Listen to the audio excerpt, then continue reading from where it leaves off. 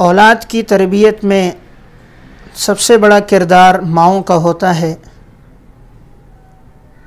ماں کی گود سب سے پہلی درسگاہ ہے۔ بچے کو جیسی تربیت ماں کی گود سے ملتی ہے، بچہ ویسے ہی آگے پروان چڑھتا ہے۔ اگر مائیں اپنی اولاد کی اچھی تربیت کریں تو یہی بچے ملک اور ملت کے بھی کام آتے ہیں، مستقبل کا سہارا بھی بنتے ہیں، آنکھوں کی ٹھنڈک بھی بنتے ہیں، اور اللہ ان کو عزتیں بھی عطا کرتا ہے جب مائیں اپنی اولاد کی تربیت کریں۔ لیکن نہایت افسوس کی بات ہے، آج کے معاشرے میں اولاد کی تربیت سے بہت غفلت ہے۔ نہ والد کے پاس وقت ہے کہ وہ اولاد کی تربیت کرے، وہ صبح سے شام تک اپنی کاروباری مصروفیات میں اپنے دوست احباب کے ساتھ مصروف ہے، تو ماں اپنے عزیز و اقارب، پڑوسیوں اور گھر کے کام میں مشغول ہے، یا جو وقت ملا تو وہ بازاروں میں گزر گیا، تو بچے کی طرف نہ والد کی توجہ ہے نہ ماں کی توجہ ہے۔ ماں باپ یہ سمجھتے ہیں بچہ اسکول چلا گیا، مدرسے اور ٹیوشن چلا گیا، ہماری ذمہ داری ادا ہو گئی۔ نہیں، ہماری ذمہ داری باقی ہے کہ بچہ جب گھر میں آئے تو اسے آداب سکھائیں، اسے دین سکھائیں، اسے صوم و صلات کا پابند کریں۔ جب مائیں اپنی اولاد کی اچھی تربیت کرتی تھیں تو اللہ تعالیٰ پھر ان اولادوں سے دین کی بڑی خدمت لیتا تھا، وہ اولادیں پھر دین کے لیے بڑی قربانیاں دیتی تھیں۔ علامہ ابن اثیر جزری رحمہ اللہ متوفہ 630 ہجری نے اسد الغابہ فی معرفت الصحابہ میں حضرت خنسہ رضی اللہ تعالیٰ عنہ کے حالات میں ایک واقعہ ذکر کیا۔ حضرت خنسہ رضی اللہ تعالیٰ عنہ صحابیہ ہیں، جنگ قادسیہ کا موقع تھا۔ حضرت عمر رضی اللہ تعالیٰ عنہ نے اعلان کیا تھا جس گھر میں نوجوان ہو تو انہیں بھی جہاد کے لیے تیار کرے، اور اگر مال ہے تو اس کے ذریعے بھی مدد کرے، اس لیے کہ دشمن کی تعداد بہت زیادہ ہے۔ تو حضرت خنسہ رضی اللہ تعالیٰ عنہ کے 4 نوجوان بیٹے تھے، اپنے چاروں بیٹوں کو بلایا اور انہوں نے زندگی کا آخری خطبہ دیا اور کہا، بیٹو، یہ بیٹوں کے سامنے ماں کی آخری تقریر تھی۔ ماں نے کہا، میں نے تمہارے والد کو رسوا نہیں کیا، نہ میں نے تمہارے ماموں کو رسوا کیا، یعنی میں نے کبھی زنا نہیں کیا، عفت اور پاک دامنی سے زندگی گزاری۔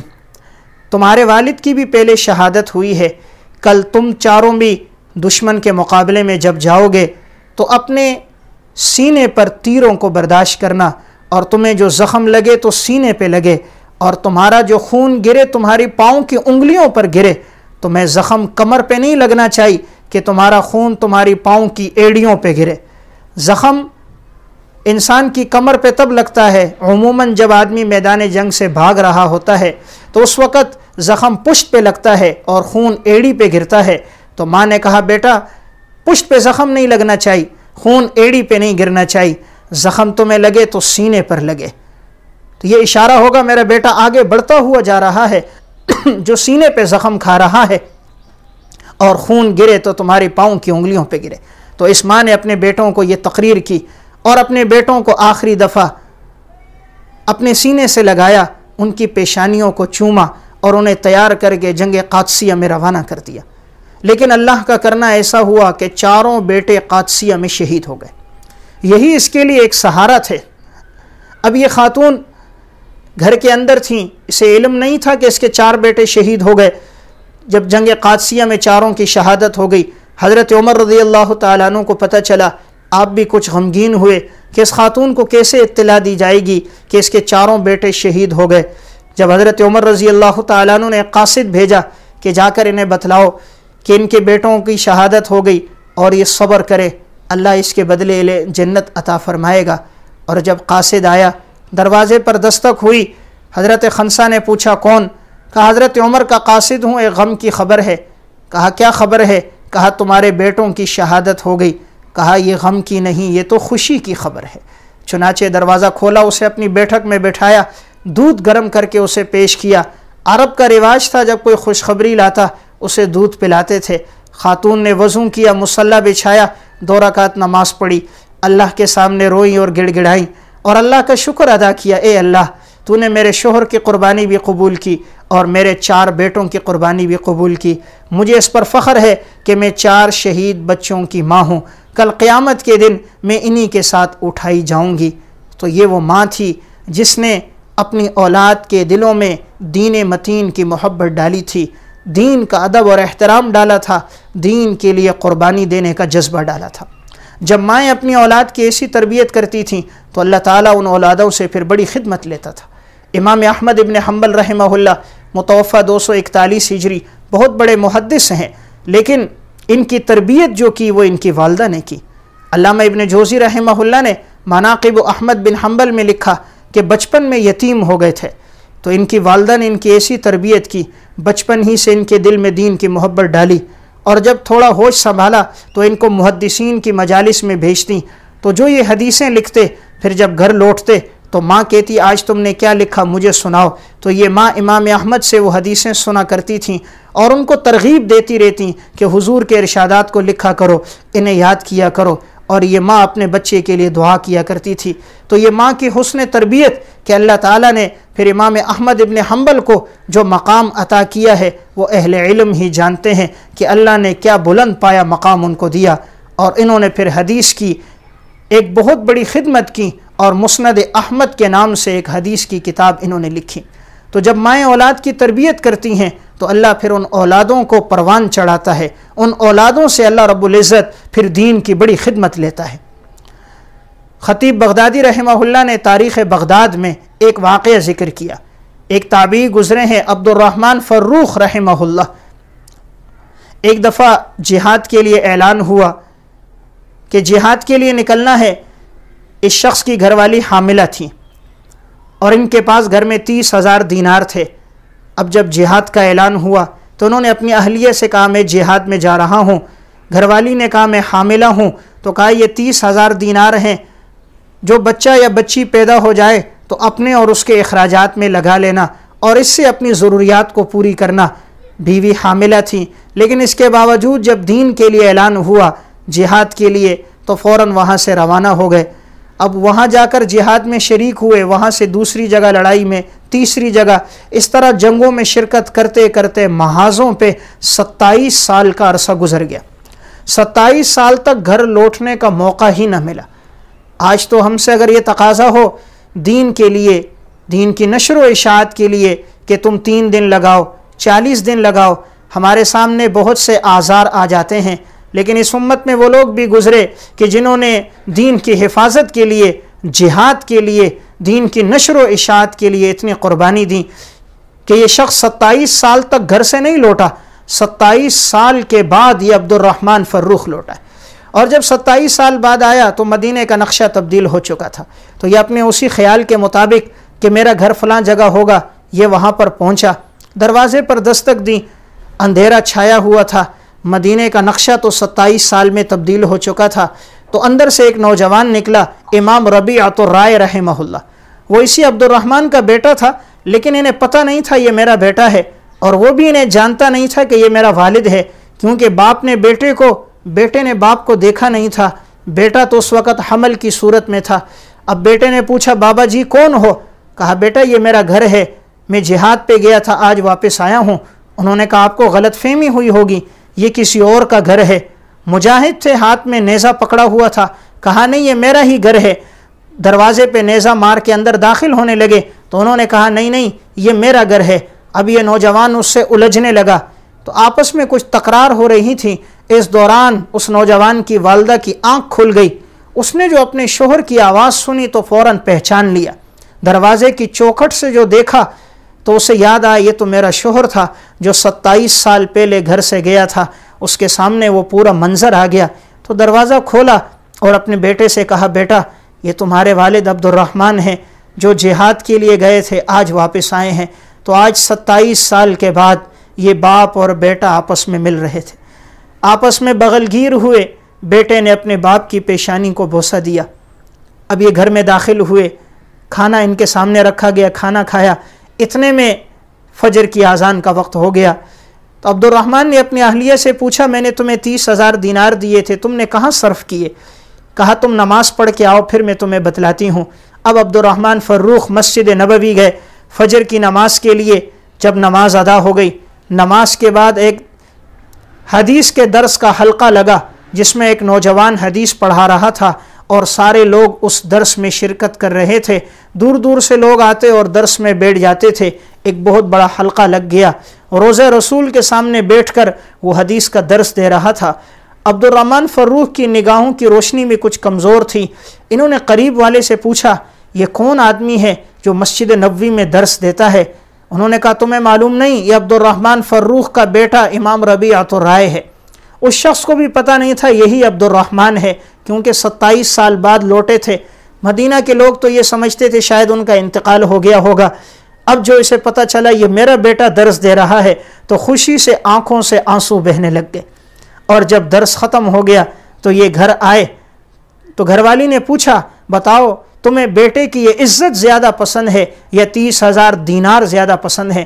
انہوں نے کہا اللہ کی قسم مجھے بیٹے کی یہ عزت اور مقام اور یہ جو اللہ نے اس کو شان و شوکت دی ہے مجھے یہ زیادہ عزیز ہیں، 30,000 دینار کی وقعت میرے دل میں ایسی کوئی نہیں ہے۔ تو انہوں نے کہا وہ جو رقم تھی وہ ساری میں نے اس بچے کی تعلیم اور تربیت پہ لگائی، ساری اس کو حدیث کا علم سکھانے پہ لگائی، مختلف شہروں کے اس نے سفر کیے اور میں نے اس کو یہ سب کچھ جو سکھایا وہ سب حدیث کے علم پہ یہ ساری دولت کو لگایا۔ تو وہ ماں تھی جس نے اپنے بچے کی کیسی تربیت کی، اندازہ کیجئے اس واقعے سے کہ اللہ تعالیٰ نے پھر اس کو مسجد نبوی کے اندر حدیث کا درس دینے کا اہل بنایا۔ اگر یہ آج کی کوئی خاتون ہوتی یہ ساری رقم بازاروں میں لگا لیتی، ساری رقم شاپنگ میں لگ جاتی، لیکن وہ مائیں تھیں کہ جنہوں نے شوہر بھی گھر پہ نہیں تھا لیکن پھر بھی رقم کو جو لگایا تو بیٹے کی تعلیم اور تربیت پہ لگایا، تو اللہ نے پھر اس بیٹے کو اتنی عزت عطا کی۔ حضرت خواجہ بختیار کاکی رحمہ اللہ بڑے اللہ والے بزرگ انسان گزرے ہیں، اللہ تعالیٰ نے ان سے بھی دین کی بڑی خدمت لی تھی۔ حضرت خواجہ کے والد کا بچپن میں انتقال ہو گیا تھا۔ اب جب یہ پڑھ کر واپس آتے تھے مکتب سے تو ان کی والدہ کھانا بنا کر گھر میں رکھ دیتی اور خواجہ سے یہ کہتی تھی خواجہ 2 رکعت نماز پڑھو، اللہ سے مانگو، رزق اللہ دیتا ہے۔ خواجہ بختیار کاکی وضو کرتے، ماں نے بتایا تھا نماز اس طرح پڑھی جاتی ہے، نماز پڑھتے اپنے معصوم ہاتھ اٹھا کر دعا کرتے۔ اب ماں کہتی بیٹا اللہ نے کھانا بھیجا ہوگا، تو بیٹا تلاش کرتا کہیں چارپائی کے نیچے، کبھی الماری میں کھانا مل جاتا۔ بچے کا ذہن بن گیا رزق اللہ دیتا ہے، کھانا اللہ دیتا ہے۔ ایک دفعہ ایسا ہوا پڑوس میں کسی کا انتقال ہو گیا تو خواجہ بختیار کاکی کی والدہ وہاں چلی گئی تعزیت کے لیے، تو انہیں آنے میں دیر ہو گئی۔ اب راستے میں آ رہی تھی، بڑی فکر مند تھیں، معلوم نہیں آج خواجہ نے کھانا نہیں کھایا ہوگا، یا اللہ میری تو ساری محنت ضائع ہو جائے گی، اتنے عرصے سے میں نے اس کا ایک ذہن بنایا تھا، رزق اللہ دیتا ہے، اللہ سے اس کا تعلق مضبوط کیا تھا۔ جب گھر آئیں تو دیکھا خواجہ سو رہے ہیں، انہوں نے اس کو پیار کر کے جگایا، کھانا سامنے رکھا، بیٹا کھانا کھاؤ۔ فرمایا اماں جان آج تو ایسا کھانا کھایا، کبھی ایسا کھانا نہیں کھایا تھا، وہ تو بڑا ہی لذیذ کھانا تھا۔ ماں نے پوچھا وہ کہاں ہے؟ تو بچا ہوا کھانا کچھ پڑا تھا۔ ماں نے جب کھایا تو واقعی غیب سے رزق کا انتظام ہوا تھا۔ تو دیکھیے بچہ ہے لیکن رزق کا انتظام غیب سے ہو گیا۔ پھر یہی خواجہ بختیار کاکی جب اس طرح ماں نے تربیت کی تھی، اللہ نے پھر دین کی ایسی خدمت لی۔ ایک موقع پر ہندوؤں کے مجمع میں گئے اور اسلام کی حقانیت پر جب انہوں نے دعوت دینا شروع کی، اللہ نے زبان میں تاثیر رکھی تھی، جب انہوں نے دعوت شروع کی، دعوت دیتے رہے، ہندوؤں کے مجمع پر اتنا اثر ہوا وہ مجمع سارا کا سارا مسلمان ہو گیا۔ حضرت خواجہ بختیار کاکی جب گھر لوٹے تو بہت خوش تھے، آنکھوں میں آنسوں کے قطرے تھے۔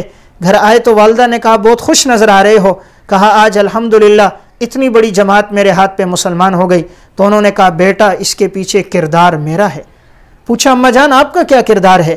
کہا بیٹا جب سے تم نے ہوش سنبھالا ہے میں ہر نماز کے بعد 2 رکعت نفل پڑھتی تھی اور اللہ سے یہ دعا کرتی تھی کہ اے اللہ میرے بیٹے سے دین کی خدمت لے لے، اس لیے مجھے امید تھی اللہ تمہیں ضائع نہیں کرے گا اور اللہ تم سے دین کی کوئی بڑی خدمت لے گا۔ تو جب مائیں اس طرح تربیت کرتی تھیں تو اللہ تعالیٰ پھر ان کی اولادوں سے دین کی بڑی خدمت لیتا تھا۔ آج اگر ہم دیکھتے ہیں تبلیغی جماعت سے اللہ تعالیٰ نے دین کی بڑی خدمت لی ہے۔ اس کے بانی مولانا محمد الیاس صاحب رحمہ اللہ ہیں، اللہ تعالیٰ نے اس پورے خاندان سے دین کی خدمات لی ہیں۔ تو اس کی بنیادی وجہ مولانا محمد الیاس رحمہ اللہ کی والدہ کی زندگی میں تقوی تھا، اللہ کے ساتھ مضبوط تعلق تھا۔ مولانا ابو الحسن علی ندوی رحمہ اللہ کی کتاب ہے مولانا محمد الیاس اور ان کی دینی دعوت میں ہے کہ اس خاتون کا تلاوت کا ایسا معمول تھا، رمضان المبارک میں تو 40 سپارے قرآن کی تلاوت کرتی تھی۔ ایک قرآن اور 10 سپارے پڑھنا رمضان میں یومیہ کا معمول تھا۔ عام دنوں میں یہ خاتون ایک ایک منزل پڑھا کرتی تھی، گھر کے کام کاج جب کرتی ہاتھوں سے کام کاج ہوتا تھا اور زبان سے یہ تلاوت کیا کرتی تھی۔ شیخ الحدیث مولانا زکریا رحمہ اللہ نے آپ بیتی میں واقعہ لکھا ہے کہ جس وقت میری دادی میرے والد مولانا یحییٰ رحمہ اللہ کو دودھ پلاتی تھیں، باوضو ہو کر قبلہ رخ ہو کر تلاوت کرتے ہوئے دودھ پلاتی تھیں، اس کا اثر یہ ہوا جب ان کے والد بولنے لگے تو قرآن کے کچھ حصے کے حافظ بن چکے تھے، یعنی ماں کی گود میں قرآن سن سن کے یاد ہو گیا، اور جب مکتب میں گئے پڑھنے لگے تو 7 سال کی عمر میں حافظ بن گئے۔ تو ایک وقت تھا کہ بچے ماں کی گود میں قرآن یاد کرتے تھے، لیکن ایک آج کا وقت ہے کہ بچے ماں کی گود میں فلمی ڈائلاگ یاد کرتے ہیں۔ ایک وقت تھا ماں باپ فخر کرتے تھے، دیکھو میرے بچے کو کتنا قرآن یاد ہے، کتنی حدیثیں یاد ہیں۔ آج کا باپ کہتا ہے دیکھو تو صحیح میرا بیٹا کس طرح فلمی ڈائلاگ کہتا ہے، ماں کہتی ہے دیکھو تو صحیح میری بیٹی ناچتی کس طرح ہے۔ تو اسلاف کی ماؤں نے اس طرح تربیت کی، اللہ نے اس پورے خاندان سے دین کی خدمات لیں، تو پیچھے آپ کو جو نظر آئے گا وہ کیا نظر آئے گا؟ وہ ماں کا کردار، کہ مولانا الیاس رحمہ اللہ سے اللہ نے جو خدمت لی تو پیچھے ان کی والدہ کا کردار تھا کہ یہ خاتون صوم و صلات کی پابند تھی، جب کھانا بناتی تھی تو زبان پہ تلاوت کرتے ہوئے کھانا بناتی تھیں، سر پہ دوپٹہ ہوتا تھا، کھانے میں وہ ذائقہ ہوتا تھا جو ذائقہ کسی نے نہ چکھا۔ آج ہر قسم کا مسالہ مارکیٹ میں موجود ہے لیکن کھانے میں ذائقہ نہیں ہے، پکوان کے 20 مثالیں آ گئے، تو ذائقوں سے مثالوں سے ذائقے نہیں آتے، ذائقہ تب آتا ہے جب کوئی خاتون سر پہ دوپٹہ ڈال کر باوضو ہو کر ذکر کرتے ہوئے تلاوت کرتے ہوئے پکائے، تو اگرچہ وہ کھانا سادہ سا ہوتا ہے لیکن اللہ اس میں ذائقہ ڈال دیتا ہے۔ تو میں عرض کر رہا تھا کہ اولاد کی تربیت میں سب سے بڑا کردار ماؤں کا ہے، تو جب مائیں اچھی تربیت کرتی ہیں اللہ تعالیٰ پھر ان اولادوں سے دین کی خدمت لیتا ہے۔ حضرت حکیم الاسلام قاری محمد طیب صاحب رحمہ اللہ کے خطبات حکیم الاسلام ہیں، اس میں فضیلت النساء کا عنوان ہے، اس میں حضرت نے ایک واقعہ بیان کیا کہ افغانستان کے اندر ایک بادشاہ گزرے ہیں خلیفہ دوست محمود رحمہ اللہ، ان کے دور میں انہوں نے اپنے بیٹے کو جہاد کے لیے قسطنطنیہ بھیجا، بیٹا لشکر لے کر چلا گیا، چند دنوں کے بعد خبر آئی کہ بیٹا میدان جنگ سے بھاگ گیا اور مسلمانوں کو شکست ہو گئی۔ یہ بہت پریشان ہوئے کہ میرا بیٹا اور میدان جنگ سے بھاگ گیا، آ کر اپنی گھر والی کو اطلاع دی، تم نے کیسا بزدل بیٹا جنا ہے جو میدان جنگ سے بھاگ گیا اور مسلمانوں کو شکست ہو گئی۔ ان کی اہلیہ نے کہا یہ خبر غلط ہے، میرا بیٹا میدان جنگ سے نہیں بھاگ سکتا۔ چند دنوں بعد خبر آئی کہ واقعی خبر غلط ہے، اللہ نے مسلمانوں کو فتح دی ہے اور اس نوجوان کے ہاتھ پہ فتح دی۔ اب یہ بادشاہ اپنی اہلیہ سے پوچھنے لگا آخر تم نے یہ کیسے کہا تھا کہ تمہارا بیٹا میدان جنگ سے نہیں بھاگ سکتا؟ اس کی گھر والی نے جو بات کہی وہ بات بڑی ہی سننے کے قابل ہے، سونے کے پانی سے لکھنے کے قابل، کہ اس نے کس طرح اہتمام کیا تھا۔ اس خاتون نے کہا کہ یہ بچہ 9 مہینے تقریباً میرے پیٹ میں رہا ہے اور میں نے 9 مہینے تک ایک لقمہ حرام کا نہیں کھایا، میں اپنے ہاتھ سے کپڑے بنتی، اپنے ہاتھ سے کپڑے سلائی کرتی، جو رقم آتی تو میں اسے لے لیتی، میں نے ایک لقمہ بھی مشتبہ بھی نہیں کھایا تاکہ کہیں ایسا نہ ہو مشتبہ لقمہ پیٹ میں جائے اور اللہ کے انوارات رک جائیں۔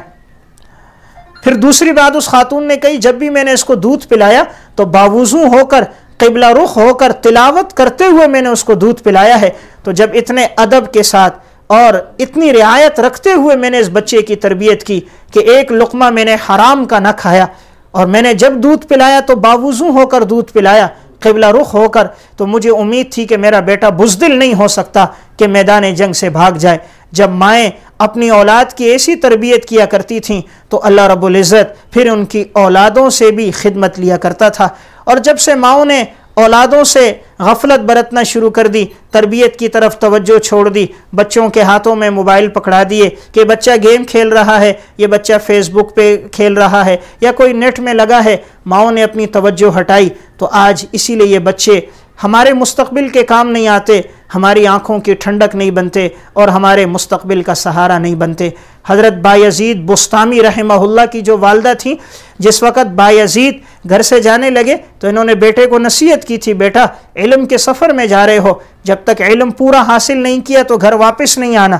تو بایزید بستامی جہاں پڑھنے کے لیے جاتے تھے وہاں قاری صاحب کو جب انہوں نے اپنا سبق سنا دیا تو انہوں نے کہا میں گھر جانا چاہتا ہوں، تو ان کے استاد نے کہا اگر مجھے اتنا سبق سناؤ گے پھر تمہیں میں گھر جانے کی اجازت دوں گا، سبق کچھ زیادہ دے دیا، لیکن انہوں نے وہ زیادہ سبق بھی یاد کر دیا۔